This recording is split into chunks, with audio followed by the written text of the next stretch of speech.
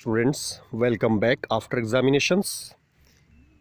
In English grammar, the topic of syntax was going on, and I was teaching you the rules of prepositions.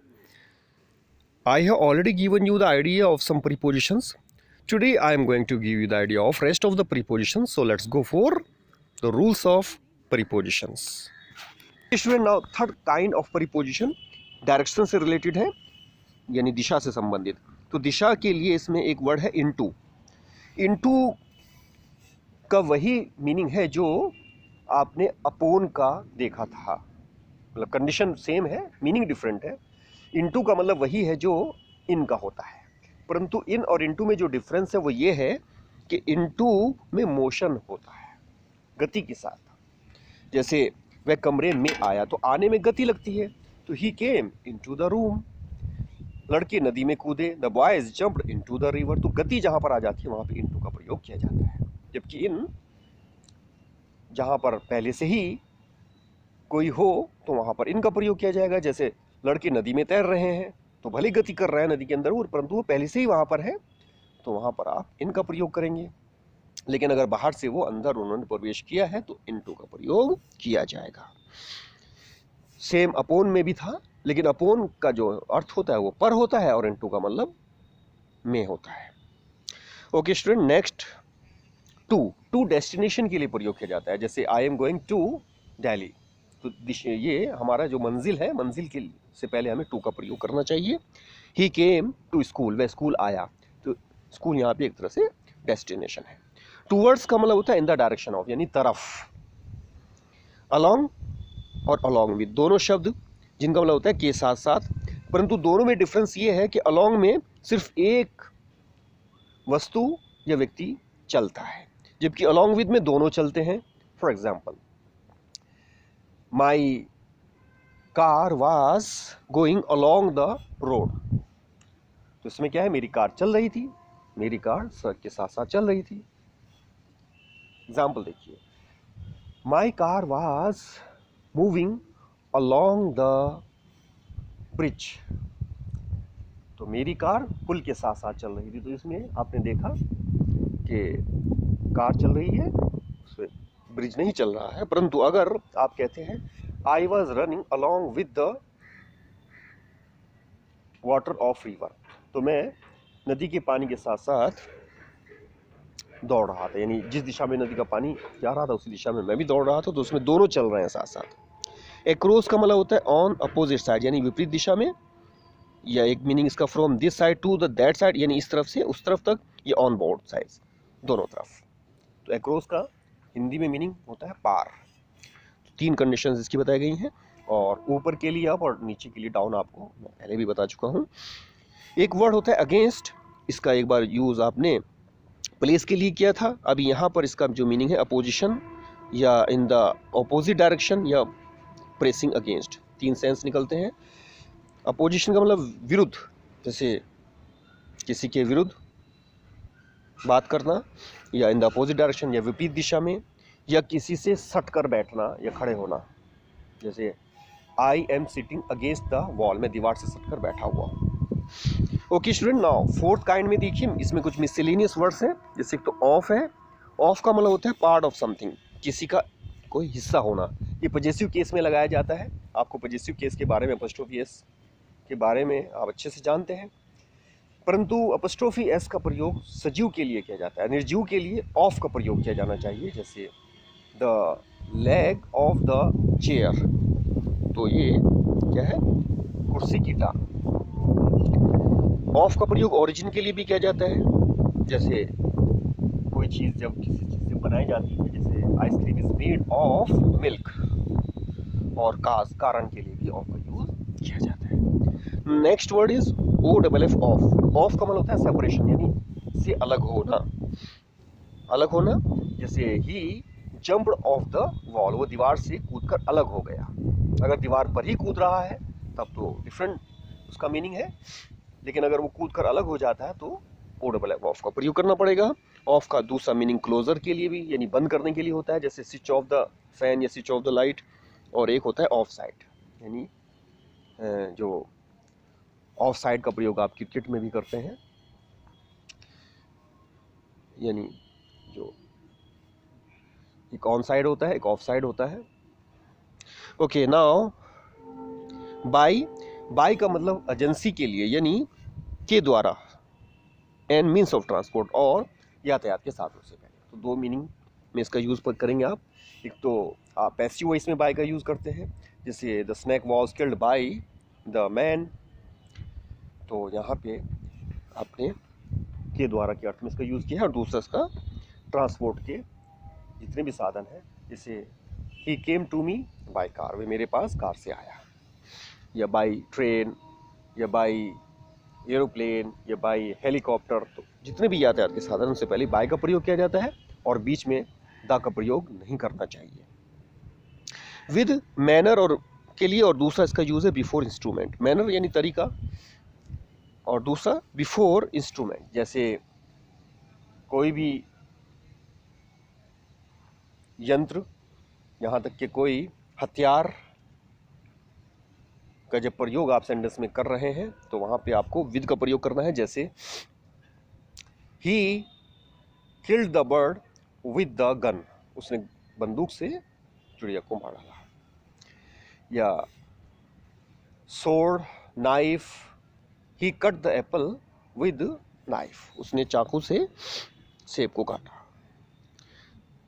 By का एक meaning और होता है major, यानी नापतोल से पहले। जैसे milk is sold by litre, cloth is sold by metre, तो मेजरमेंट के लिए बाई। एक वर्ड एट फिर से आया है रेट के लिए, तो जब कीमत बताई जाती है तो उससे पहले एट का प्रयोग किया जाता है। बिसाइड का मतलब होता है बाय द साइड, और बिसाइड्स का मतलब होता है इन एडिशन टू, अर्थात बिसाइड का मतलब होता है समीप, और बिसाइड्स का मतलब होता है के अतिरिक्त। तो स्टूडेंट्स, ये सभी वर्ड्स प्रीपोजिशंस हैं, और काफ़ी नॉलेज आपको प्रीपोजिशन से रिलेटेड हो जाती है जब आप ये सभी prepositions.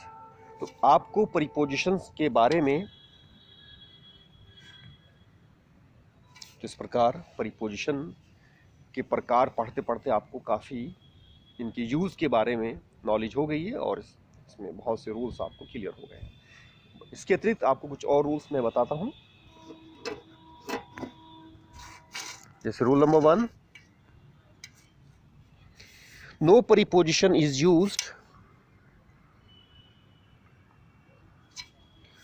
No preposition is used before home and after reach, enter, obey, pending, including, excluding, during, regarding, respecting, concerning and considering. Student, आपको ये वर्ड्स लर्न करने पड़ेंगे।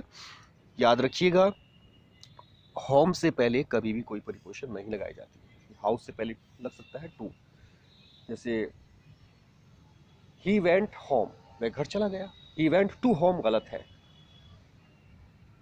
जबकि आप स्कूल जाते हैं तो टू लगाते हैं। He went to school, he went to hospital, या कहीं अन्य स्थान पर जहाँ भी जाते हैं आप टू का प्रयोग किया जाता है, परंतु होम से पहले नहीं करेंगे। इसी तरह से ये जो शब्द आगे लिखे हुए हैं, इनके बाद कभी भी कोई प्रीपोजिशन नहीं लगाई जाएगी। जैसे आई रीच्ड, मैं पहुँचा, माई स्कूल, टू नहीं लगाया जाएगा।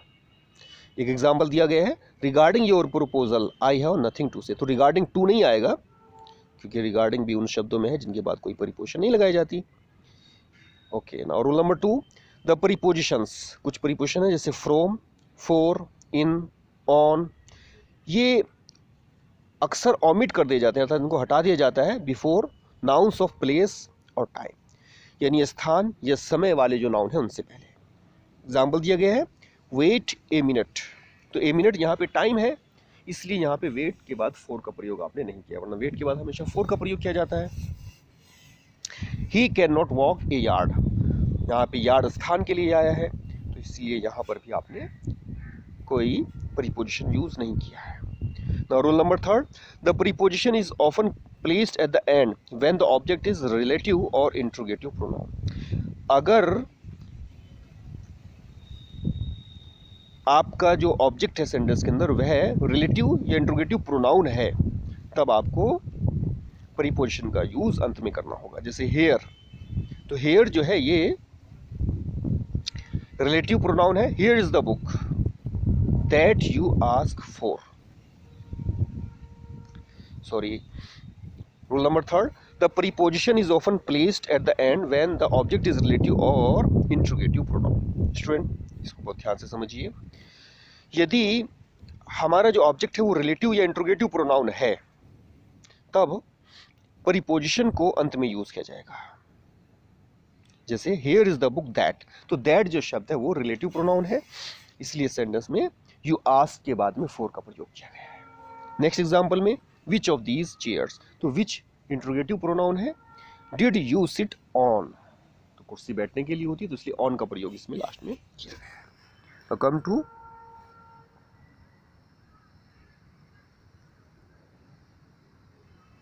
Next rule.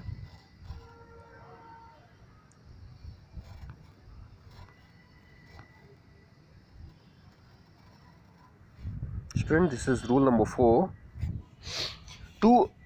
By mistake it is written by point 2. आप इसको 4 कर लीजिए. Two prepositions should not be used together. दो preposition कभी भी एक साथ यूज नहीं करने चाहिए. एग्जाम्पल दिया गया है. In spite of all these things he was against of war. Now rule number 3. Two prepositions should not be used together. कभी भी दो प्रीपोजिशन को साथ साथ यूज नहीं करना चाहिए. एग्जाम्पल दिया गया है. In spite of all these things, इन सभी वस्तुओं के बावजूद, he was against of war, वे युद्ध के खिलाफ था. तो अगेंस्ट भी और ऑफ भी दोनों वर्ड यूज किए हैं, तो इसमें आपको एक हटाना पड़ेगा. अगेंस्ट यहाँ पे करेक्ट है तो ऑफ को हटाना पड़ेगा. Rule number 3. Of is often use after blind, tired, worn, deprived, confident, died, mead, fond and afraid etcetera. Student, आपको ये सभी शब्द याद कर लेने चाहिए.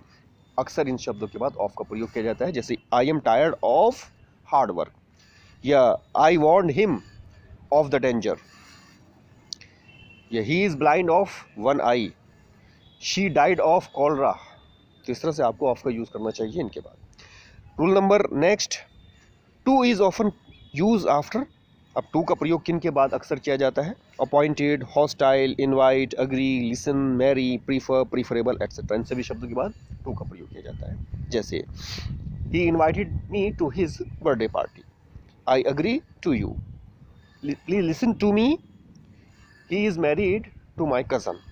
And now next rule. At is used after and now last rule. At is used after arrived. Arrived के बाद एट का प्रयोग किया जाता है, जबकि इन आफ्टर फेल्ड, यानी फेल के बाद इन का प्रयोग किया जाता है. And no preposition used after past. जो पास्ट शब्द है उसके बाद कोई प्रीपोजिशन प्रयोग नहीं की जाती. तो स्टूडेंट, इस तरह से आपको प्रीपोजिशन से रिलेटेड रूल्स को स्टडी करना है और फिर आपको एक्सरसाइज करनी है based on all these rules of preposition. All the best.